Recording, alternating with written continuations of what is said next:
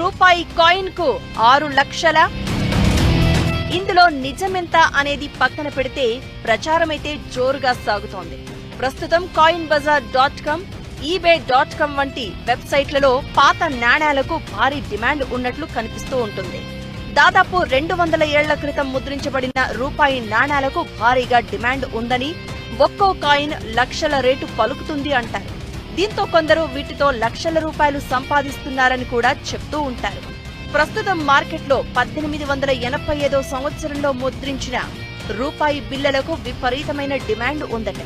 Coin పై 786 serial number ఉండి 2 గోధుమ కంకుల చిహ్నాలతో పాటు అశోక స్తంభం ఉన్నట్లయితే ఏకంగా 6 లక్షల వరకు డబ్బివ్వడానికి రెడీ అని ఈ సైట్లలో కనిపిస్తూ ఉంటుంది. అంటే ఓ 10 రూపాయి నాణాలు ఇలాంటివి ఉంటే 60 లక్షలు వచ్చినట్లే. కానీ ఇదంతా నిజమేనా?